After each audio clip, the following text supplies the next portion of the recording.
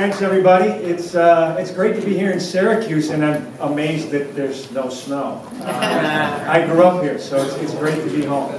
I'm Jeff Lord. I'm Vice President of Project Development for Clean Energy Collective, and I've spent 30 years in energy and telecom, and split between utilities and non-utilities, and in lots of different places in the U.S. and in a few different countries as well. And a few things that I want to hit, because they're really exciting, and I think it sets the stage. I always like to do this, and picking up really on some remarks that Azriel had earlier, because he's dead on. Energy is everything. Without energy, there's no communications, there's no health care, there's no nothing.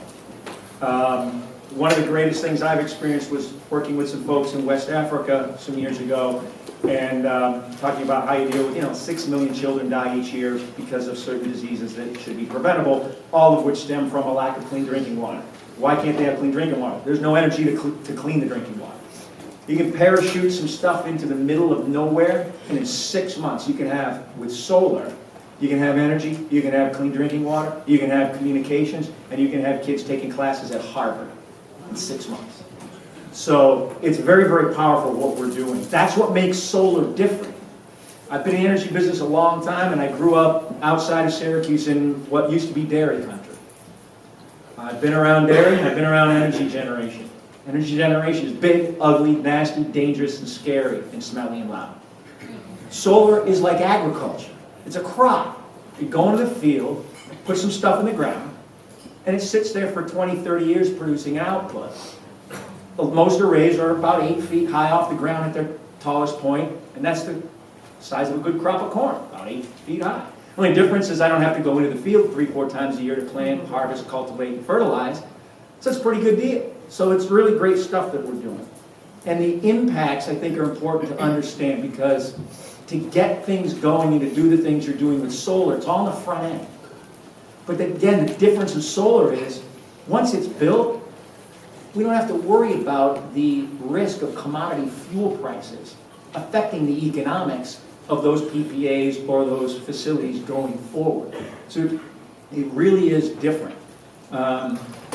When you take into account all of the impacts of solar, not just the costs, but the benefits. When you buy a membership to BJ's Wholesale Sale Club, you don't get yelled at because you spent $100 and now the rest of us in the family are paying for it, even though we don't go. No, you're saying, well, yeah, I spent $100, but I'm saving $300 a year.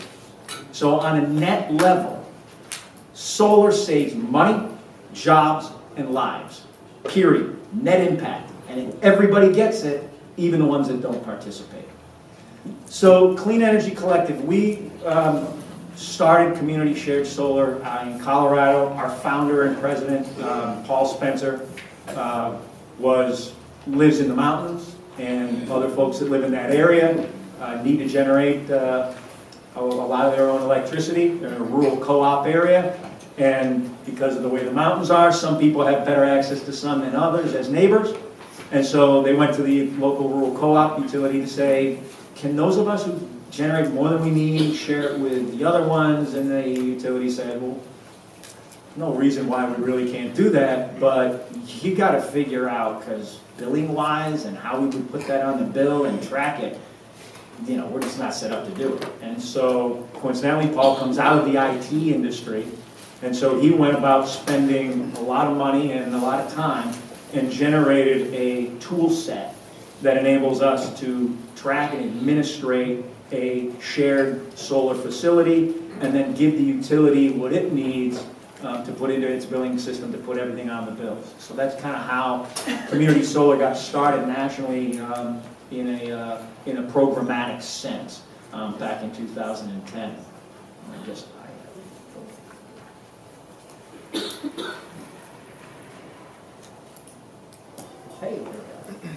So there's a few different models. There's a number of different models, and probably more that haven't been conceived of yet, that can work with community solar. But there's some essential criteria that really all of them have to share. They have to generate an appropriate value to the consumer. It's got to make sense.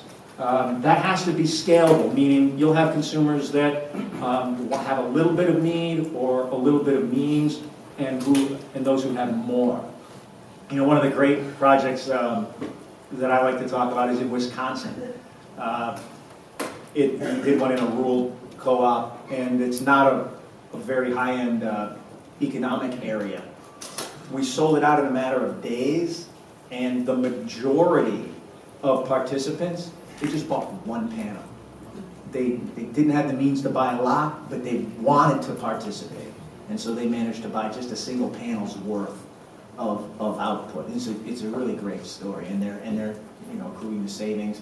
And then you have people come back and want to buy more in the future and so forth. So it's got to be scalable, and it's got to be portable, meaning if the person moves, they've got to be able to take that with them or somehow do something with that benefit. So it's easy if someone moves within the same utility and load zone, which is typically what you have to keep the net metering credit to follow. That's easy, the person can take it with them, or they could sell it along with selling their house. We actually have a lot of people that if they move away from the area, they donate what they have to a local not-for-profit, a church, or other group. Very, very common, and things like that. So it's got to reflect the realities of the lives of consumer participants. Keys to success really in putting a model together. First, I'll talk a little bit about what we do and really what our model is. We really have two primary types of offerings. The very first one, and the one we've done the most, is an ownership model, meaning a participant is upfront buying a certain amount of capacity in the array. Now, we talk about it at the panel level because it makes it easy for folks to know. So it's like a community garden where the participant is buying 3 tomato plants, the production from 3 tomato plants. They're not buying the plants, but they're buying all the output that comes from those 3 tomato plants for as long as the garden exists. That type of model. And so they pay up front for that, and then they accrue that benefit over the life of the array. So that's what we've done most commonly, and that's what we refer to as our ownership model.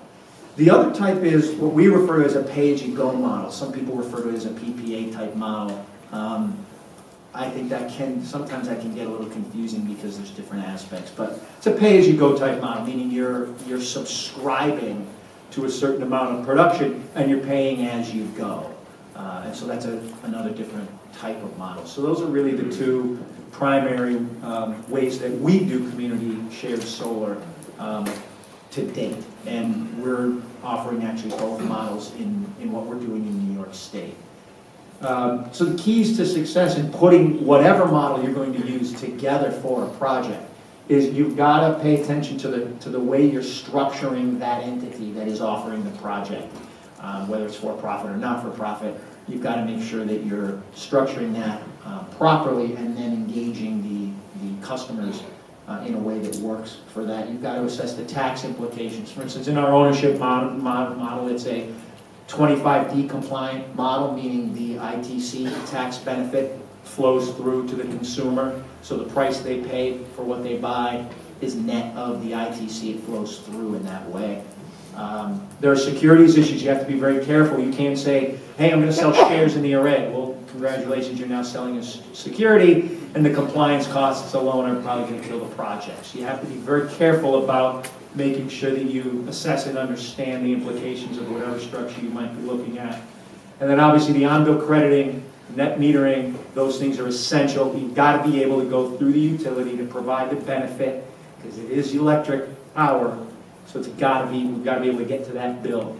And then the customer relationship is the last piece.